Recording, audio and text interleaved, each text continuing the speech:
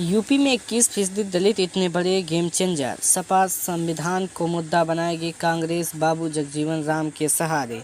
मायावती ने दलितों का सिर्फ इस्तेमाल किया, फायदा उठाकर उसे छोड़ दिया। आज भी दलित कमजोर तबका समाज के किनारे पड़ा है। अजय राय, प्रदेश अध्यक्ष कांग्रेस, डेट 2 अप्रैल।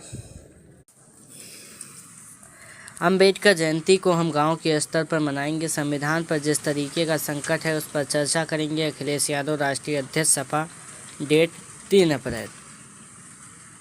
इन दो बयानों से साफ है कि 2027 यूपी विधानसभा चुनाव में 21% दलित वोटर को कितने बड़े गेम चेंजर होंगे। पहले काशीराम जयंती, अब जगजीवन राम और अंबेडकर जयंती मनाकर कांग्रेस सपा दलितों को साधने की तैयारी कर रही है। क्या कांग्रेस और सपा बसपा के वोट बैंक में सेंधमारी में कामयाब रहेंगे? जानिए इस रिपोर्ट में। जगजीवन के सहारे कांग्रेस ने दलितों पर असर बनाया। बाबू जगजीवन राम देश के पहले दलित उप प्रधानमंत्री थे। जब वो रक्षा मंत्री थे तब 1971 में भारत पाकिस्तान के युद्ध के बाद नए देश के तौर पर बांग्लादेश बना था। कृषि मंत्री रहते हुए हरित क्रांति लाई। उन्होंने आज़ादी के बाद सत्ता के शीर्ष तक पहुंचकर यह संदेश दिया कि दलित समाज भी मुख्य धारा की राजनीति में निर्णायक भूमिका निभा सकता है।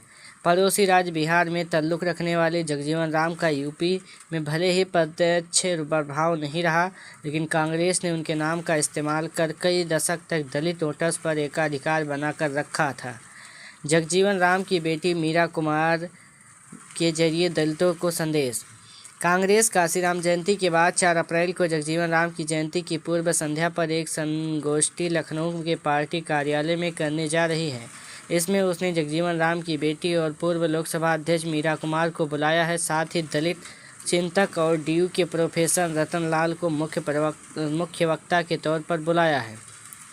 कांग्रेस इन दोनों के जरिए दलितों को यह संदेश देना चाहती है कि कांग्रेस के साथ ही दलितों का भला होगा। सत्ता में रहते हुए कांग्रेस ने दलित नेताओं की बड़ी जिम्मेदारी सौंपी है। उनके संवैधानिक हित कांग्रेस के साथ ही सुरक्षित रह सकते हैं। खुद यूपी कांग्रेस के प्रदेश अध्यक्ष अजय राय ने अपने कार्यकर्ताओं को यह संदेश भी दिया है कि वे दलित बस्तियों में ज़्यादा से ज़्यादा समय दें, उनके बीच जाकर लगातार काम करें और उनके हर मुद्दे पर साथ खड़े रहें।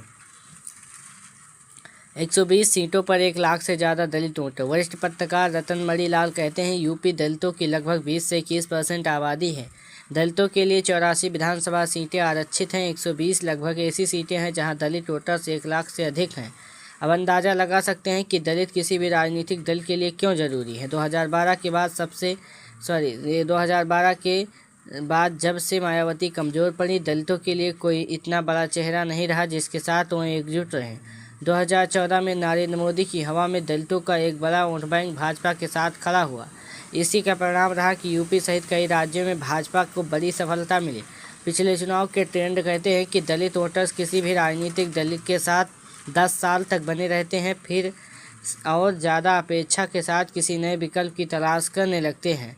बसपा रैली के बाद दलित मायावती की तरफ। 9 अक्टूबर 2025 की रैली के बाद दलित वोट बैंक एक बार फिर मायावती की ओर लौटता दिख रहा है। ऐसी चर्चाएं भी शुरू हो गई हैं कि जैसे ही ये चीज़ सामने आई तो दलित वोटर्स को साधने के लिए सपा कांग्रेस भी जुट गई है। उनकी कोशिश दलित वोटर्स को मायावती की ओर जाने से रोकने की है। इसमें उन्हें आंशिक सफलता 2024 में मिल चुकी है। तब इस गठबंधन को यूपी में लगभग 43% वोट मिला था। इसमें बड़ा योगदान दलित वोटर्स का था। अब यही फ़ायदा वो 2027 के विधानसभा में भी उठाना चाहते हैं। रतन मणिलाल इसे 2022 विधानसभा और लोकसभा 2024 के रिजल्ट के उदाहरण से और क्लियर करते हैं। वो कहते हैं 2022 के विधानसभा चुनाव में कांग्रेस 399 सीटों पर अकेले लड़ी थी। तब उसे 2 सीटें और 2.33% ही वोट मिला था। पर 2024 के लोकसभा में कांग्रेस आश्चर्यजनक रूप से 6 सीटें जीत गई और उसका वोट शेयर बढ़कर 9.46% पर पहुंच गया। इसी तरह सपा का वोट प्रतिशत भी 2022 की तुलना में 2% बढ़ा था। मायावती में जगजीवन की छवि भी दलितों ने देखी। वरिष्ठ पत्रकार शरद प्रधान कहते हैं, जगजीवन राम अकेले ऐसे दलित नेता थे जो उप प्रधानमंत्री की बड़ी भूमिका या बड़ी कुर्सी तक पहुंचे थे। दलित समाज ने मायावती में वो अक्स देखा था, लेकिन 2012 के बाद जैसे जैसे वो कमज़ोर पड़ती गई, दलित वोटर्स में छटपटाहट बढ़ने लगी। वह एक नए विकल्प की तलाश में है। यही कारण रहा है कि चंद्रशेखर जैसे नए चेहरे को उभार देखने को मिला। कांग्रेस दलितों का पुराना घर है। 2024 के लोकसभा चुनाव में जिस आक्रामक तरीके से राहुल गांधी ने प्रचार की शुरुआत की और संविधान खतरे में है का नैरेटिव सेट किया, उसका फायदा सपा को भी मिला।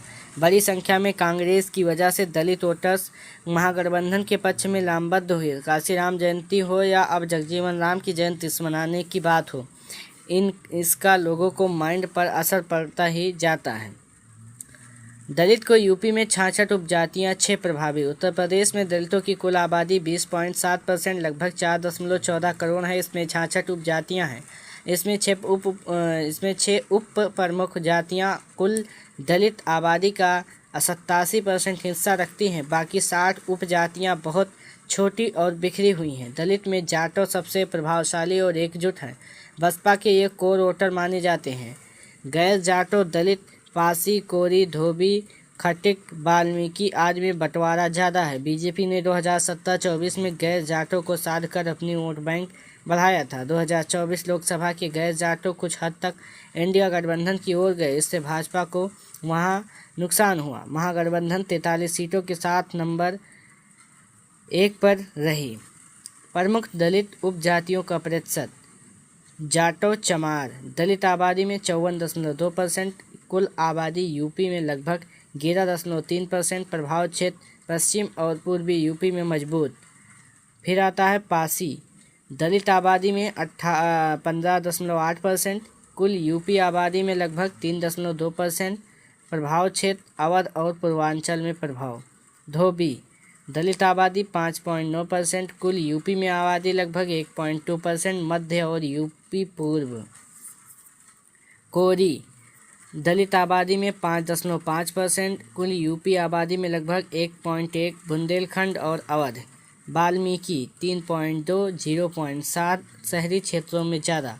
खटिक 2.2, 0.5% छोटा लेकिन सक्रिय। दलितों में किस जाति के कितने प्रतिशत वोटर्स। जाटो 54%, पासी 16%, धोबी 6%, कोरी 5.5%, बेलदार 5%, कोल 4.5%, वाल्मीकि 3.5%, धनका गोड़ 3% व खटीक, धरकार, दुसाद, मुसहर, नट, बसफोर, बसोर, कंजर, खरवार, डोम आदि 2.5%।